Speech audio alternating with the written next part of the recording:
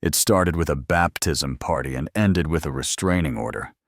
Yeah, that kind of weekend. I was just finishing up some yard work on a beautiful Saturday afternoon, hedges, trimmed lawn immaculate, when I saw her. Trish Halberd strutting across the street like she was hosting the Met Gala in our quiet neighborhood. She had that country club look cashmere sweater over her shoulders, gold jewelry clinking with every step, like her perfume was privilege. She didn't bother with pleasantries. Just walked up and said, "You're Daryl, right?" "Desmond," I said, wiping my hands. "Desmond Cole." She waved that off like it didn't matter. "Listen, I'm throwing my granddaughter's baptism party and we're out of space. Your yard would be perfect for the overflow. Kids' chairs, a little setup. Nothing major. Now, I don't know how other folks react when someone tries to rent their property without asking. But I just gave her the most polite no I could come up with. Told her I'd just fertilize the lawn white lie. Sure, but I needed a buffer. She smiled like she didn't hear me. "Come on now, Desmond, this is what neighbors do. We support each other, especially new ones.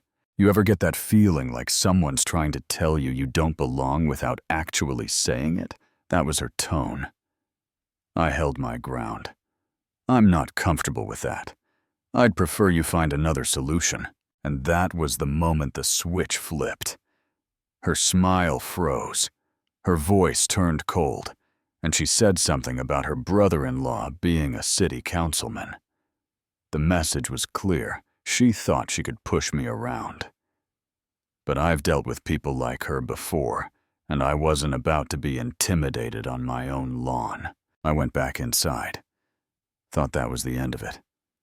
It wasn't. Next thing I know, I look outside, and there are guys on my property, tape measures, stakes, the whole deal.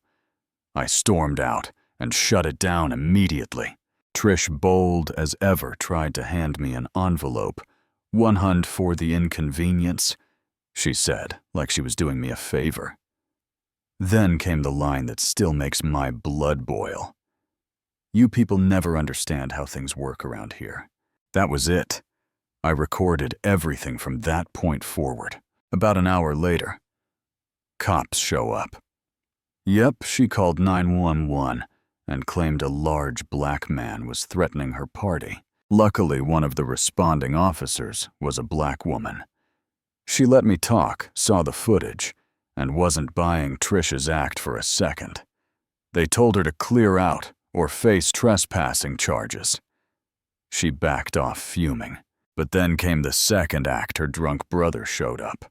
Slammed on my door, talking about how I didn't belong, how I disrespected his sister. I stayed calm, recorded him too. And when he tried to drive off clearly wasted, I called it in. Cops took him away right in front of her house. You'd think after that she'd give up. Instead, she doubled down. Around 1 a.m., she came back with 2 guys. One filming, one holding a protest sign. I opened the door in my robe, dead tired. And there she was, yelling about harassment and justice for her brother. Then came the final twist. Sunday morning, cops came knocking again. She'd filed a vandalism report, claimed I spray painted her garage. Turns out I was vandalized too. Someone wrote "thug" in red across my front walkway. But here's where it gets interesting. A young woman from her event staff came forward.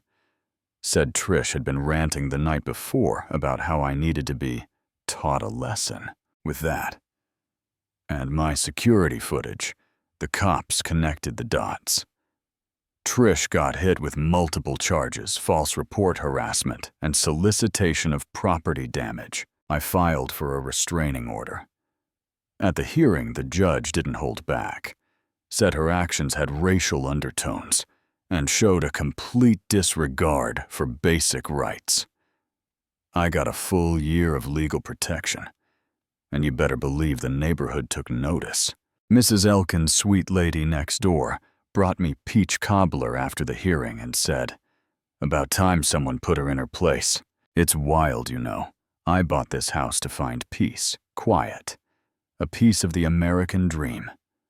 But I ended up fighting to protect it from a neighbor with too much time and way too much entitlement. Still, I'm glad I stood my ground, because sometimes being neighborly means drawing the line and saying, "Not here, not today." What would you have done?